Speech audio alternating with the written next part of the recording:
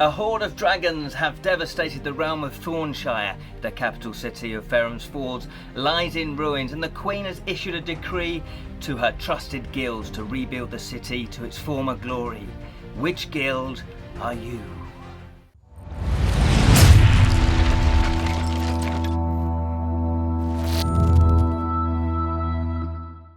Greetings Mythics, my name is Ken Boyter and I've co-designed another game with Kedric Winks.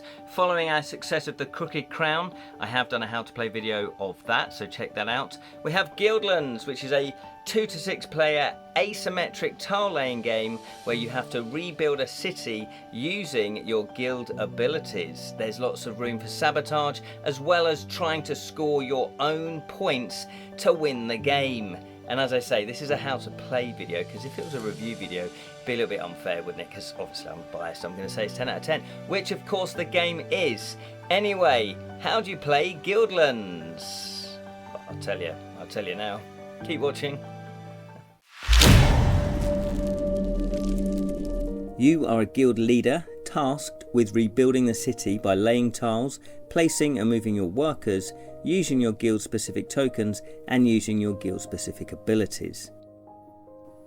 The aim of the game is to score the most points when scoring occurs at the end of the game. The end of the game is when the last tile has been laid. There are 6 guilds to choose from: the road toll collectors, the merchants, the gardeners, the druids, the wizards and the city watch. Each guild has its own guild guide, workers and tokens, and each guild plays and scores differently. The road toll collectors have 2 workers and 1 bridge token. Their focus is on connecting roads and scores for the longest unbroken route. The merchants have 2 workers and 1 pop-up market token.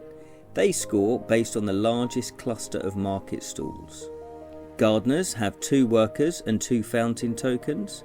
The gardeners earn points for creating large green spaces containing trees. Druids have 2 workers and 1 shrine token. The druids complete circles of standing stones, scoring based on placement and alignment. The wizards have 2 workers and 2 wizard tower tokens. The wizards earn points for creating perfect squares or rectangles with wizard towers. The City Watch have 2 workers and 4 city wall tokens and focuses on city defence, scoring for tower placement along the city perimeter. To set the game up, firstly, choose your guild. Take the corresponding guild guide, workers and tokens. Take the starting tile, it's the one with the golden statue and yellow back, all the others are blue, and shuffle the rest. Flip over 5 and place them in a row, then place the rest in 1 stack face down to the side of the play area. Distribute the gold coins. 3 coins for 2 to 3 player game, 2 coins for a 4 to 5 player game, and 1 coin for a 6 player game. There are common rules that apply to all guilds, and there are guild specific rules. The common rules are as follows. On your turn, you have to perform a tile action and you may perform a special action. You can do these in any order. A tile action consists of either laying a tile or rotating a tile. To lay a tile, choose 1 from the row of 5 face-up tiles or choose 1 blind from the top of the stack. Place the tile next to another tile. It has to be flush to another tile edge, ensuring the roads line up. Immediately refill the row of 5 tiles by taking the top tile from the stack. To rotate a tile, select a tile at the city's edge, a tile not fully surrounded by 4 tiles, and rotate it to a position you'd like. You cannot rotate tiles with workers or guild tokens. Special actions consist of placing a worker and moving a worker. To place a worker, take one of your workers currently not in play and place it onto a tile unoccupied by another worker. To move a worker, move one of your workers in play to a different unoccupied tile connected by a continuous unbroken road. If a break interrupts the road, your worker stops on this tile for this turn. On your next turn, you can continue to move your worker to the tile you wanted as long as there are no further breaks in the road. There are other special actions to perform, but these are guild specific and are explained on each guild guide. To gain another action, either tile or special, you may spend a gold. Pay a gold back into the gold pool and take another tile or special action. You can gain gold throughout the game by matching road colours. The roads have 4 different colours that are different patterns. If you lay a tile that creates a new, unbroken route of exactly 3 tiles with the same colour and pattern, you gain 1 gold coin.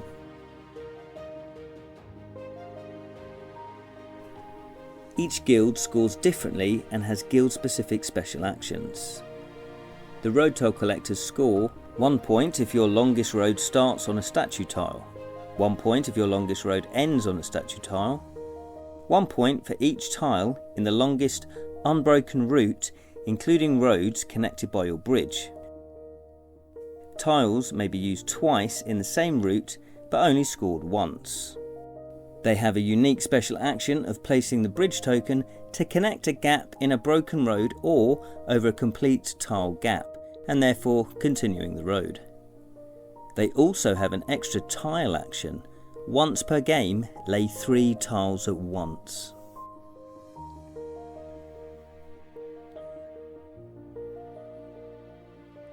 The merchants score 1 point per market stall in your largest connected group of market stalls. Market stalls are connected if they are joined with nothing separating them except roads, with diagonal joins only allowed where the corners of 2 tiles meet, not diagonally across a road. 1 point for each of your scoring market stalls that is on a statue tile. They have a unique special action of placing the pop-up market in the centre of any 4 tile intersection and earns 1 point for each different guild symbol, other than market stalls, surrounding the pop-up market token. They also have a unique tile action. They can lay 1 tile with at least 1 market stall on top of any unoccupied edge tile. They do not gain a road pattern bonus of gaining a gold for this action. The gardeners score 1 point for each tree in a qualifying garden. A qualifying garden is 4 or more directly connected green spaces containing trees or bushes.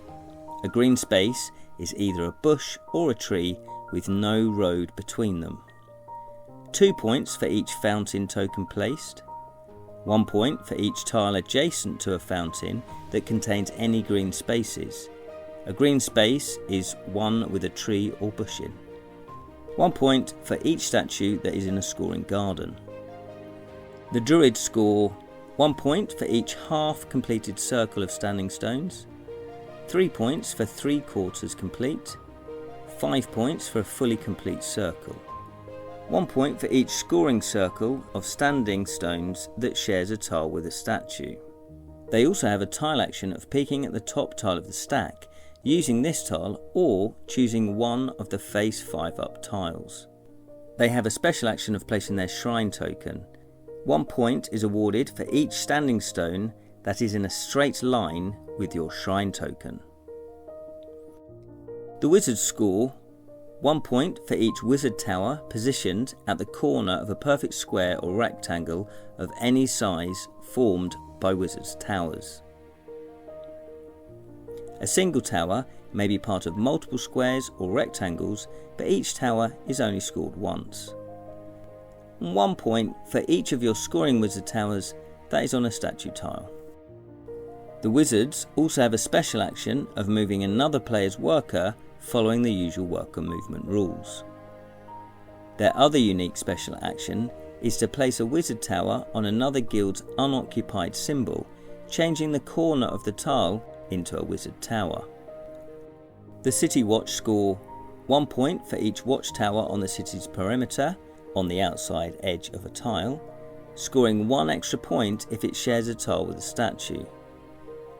1 extra point for each watchtower that has a wall token connected to it, or 3 extra points if it is connected to 2 wall tokens. Unique to the City Watch is their extra tile action of rotating 2 empty edge tiles.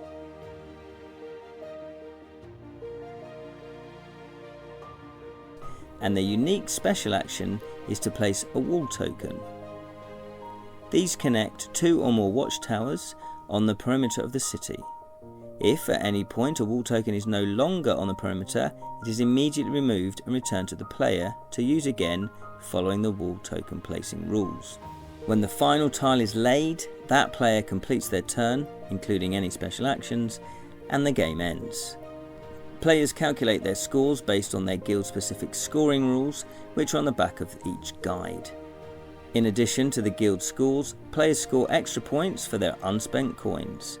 1 coin equals 1 point, 2 coins equals 3 points, 3 coins equals 5 points, 4 coins equals 7 points, with 1 point for each additional coin over 7. Use the pad to record each player's points, and the player with the highest score wins. If there is a tie, the player with the most gold wins. If this is also a tie, players share the victory. Congratulations! The Queen bestows her favour. Your guild reigns supreme.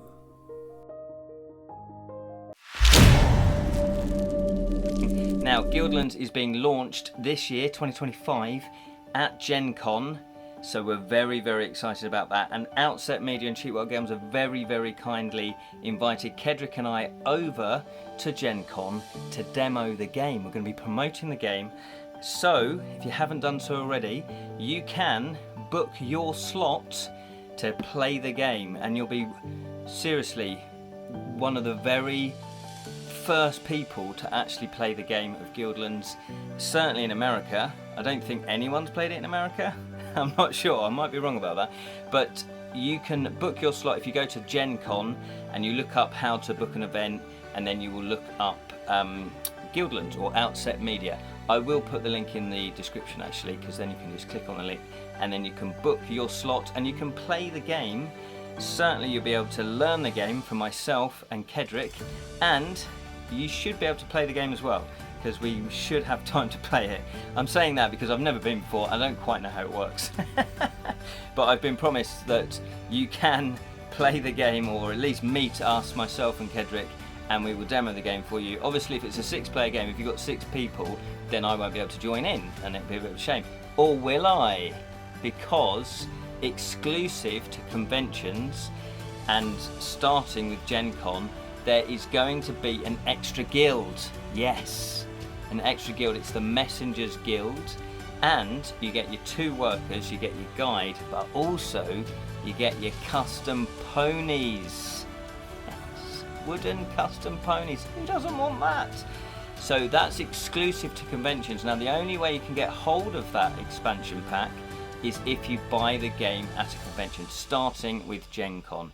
Obviously I'm going to say while stocks last, which I don't know how many they're going to last, but yeah, so if you do buy the game at Gen Con, you will get a mini expansion, the Messengers, which is a 7th guild, and that's a lot of fun. We had a lot of fun designing that as well.